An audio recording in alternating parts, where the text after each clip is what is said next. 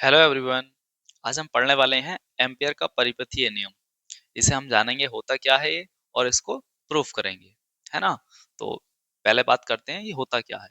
तो इस नियम के अनुसार किसी बंद परिपथ की सीमा के अनुदिश चुंबकीय क्षेत्र का रेखीय समाकलन उस पथ द्वारा घिरी नेट धारा आई का म्यू नॉट गुना होता है। ठीक है। तो ये हो गया एम्पियर का परिपथीय नियम, है ना। कैसे लिखेंगे इसे? क्या वो लगाया हमसे? बंद परिपथ के लिए चुंबकीय क्षेत्र का रेखीय समाकलन। तो रेखीय समाकलन का मतलब समाकलन बी, और कैसा समाकलन? रेखीय समाकलन, है ना। डॉट डीएल क्या हो गया ये? चुंबकीय क्षेत्र का रेखीय समाकलन, और किसके लिए है? एक बंद परिपथ के लिए। तो यहाँ क्या लगाएंगे हम? बंद कर देंगे समाकलन को, है ना, बंद परिपथ के लिए। तो बराबर कितना होता है वो?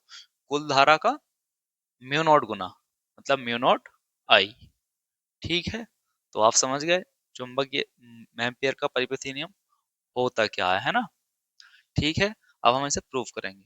प्रूफ करने के लिए मान लेते हैं एक्स वाई हमारे पास एक तार है, और ये कागज के तल में रखा है, और जिसमें आई एम्पियर की धारा नीचे से ऊपर की तरफ बह रही है। ठीक है। इस तार के चारों तरफ हमने एक वृत्तीय पथ लिया है। उसकी त्रिज्या कितनी है? आर है। और इस वृत्तीय पथ पर एक बिंदु P ले लिया है। ठीक है। अच्छा, थ्योरी आप लिख देंगे।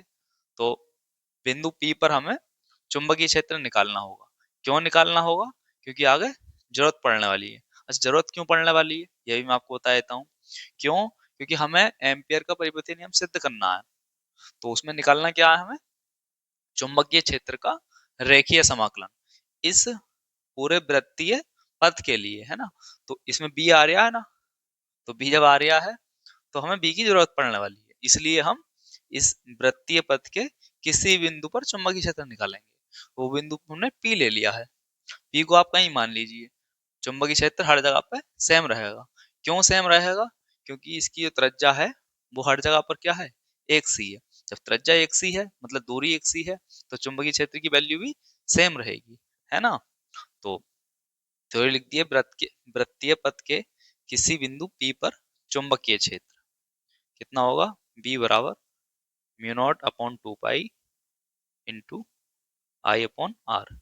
इसको आप समीकरण एक का नाम दे देंगे, है ना। जरूरत पड़ने वाली है। बात करते हैं बी की दिशा की, है ना। तो पिछले डेरिवेशन में भी आपको बताया था मैंने ये कैसे दिशा आती है। ये दिशा जो आती है वो आती है मैक्सवेल के राइट हैंड रूल से। रूल क्या कहता है कि अगर हम किसी तार को हम अपने हाथ में इस तरह से पकड़ें कि अंगूठा जो है वो चालक में धारा की दिशा में हो, तो उंगलियां जिस तरफ को घूमती हैं वही क्या होती है? चुंबकीय क्षेत्र की दिशा होती है। तो ये तार है ना। तो तार में धारा ऊपर की तरफ है। तो मान लीजिए ये तार ये वाला है ना। तो इसको हम इस तरह से पकड़ेंगे, और अंगूठा कहाँ होना चाहिए? धारा की दिशा में। धारा इसमें ऊपर की तरफ है ना, तो इस तरह से पकड़ेंगे हम, तो उंगलियां किस तरफ घूमेंगी? इस तरफ। तो इस तरफ घूमने का मतलब इस ये जो वृत्तीय पथ है उसकी इस तरह से स्पर्श रेखा के लाइन में, है ना, चुंबकीय क्षेत्र की दिशा होगी। ठीक है। दिशा भी आपको समझ में आ गई, और ये भी समझ में आ जानी चाहिए हमें बात कि वृत्तीय पथ के हर एक बिंदु पर चुंबकीय क्षेत्र सेम रहेगा। ठीक है। अच्छा, करना क्या है हमें? एम्पियर का परिपथीय नियम सिद्ध करना है ना। तो उसके लिए क्या निकालेंगे हम? चुंबकीय क्षेत्र का रेखीय समाकलन। ठीक है। वही हम लिखेंगे, चुंबकीय क्षेत्र का रेखीय समाकलन। रेखीय समाकलन का मतलब बी डॉट डीएल। और किसके लिए? बंद परिपथ के लिए है, या बंद पथ के लिए है। और वो वृत्तीय पथ है यहाँ पे हमारा, है ना। तो समाकलन में इस तरह से कर देंगे, है ना। तो ये हो क्या जाएगा? डॉट हटाएंगे तो क्या आएगा?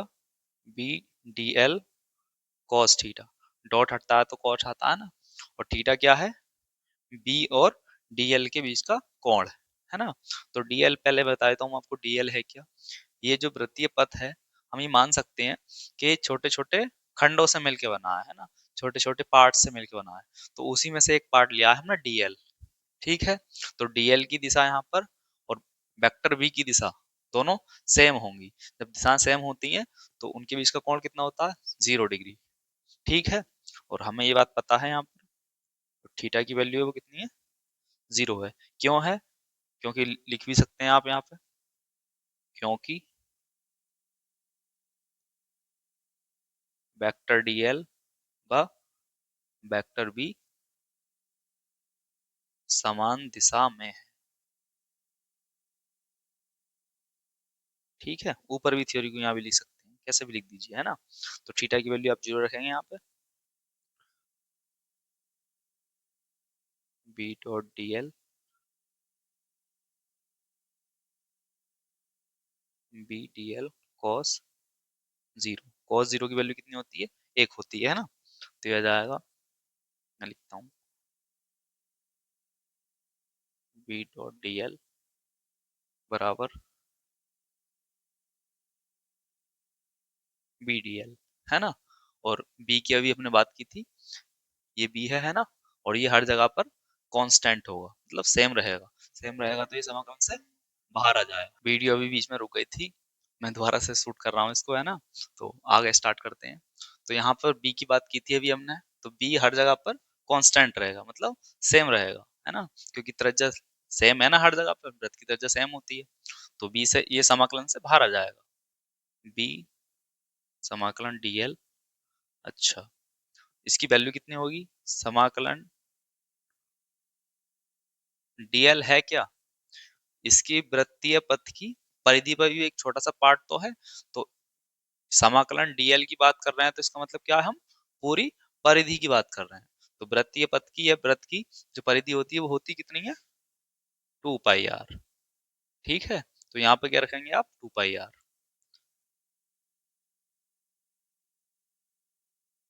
है ना। इसको साथ लेके चलना है, क्योंकि यही तो हमें प्रूफ करके लाना है, किसके बराबर, म्यू नॉट आई के बराबर, इसलिए इसको साथ लेके चल रहे हैं, है ना। इसकी जगह कितना रखेंगे आप, 2 pi r, b into 2 pi r. और बी की वैल्यू रखेंगे आप, है ना, समीकरण नंबर 1 से।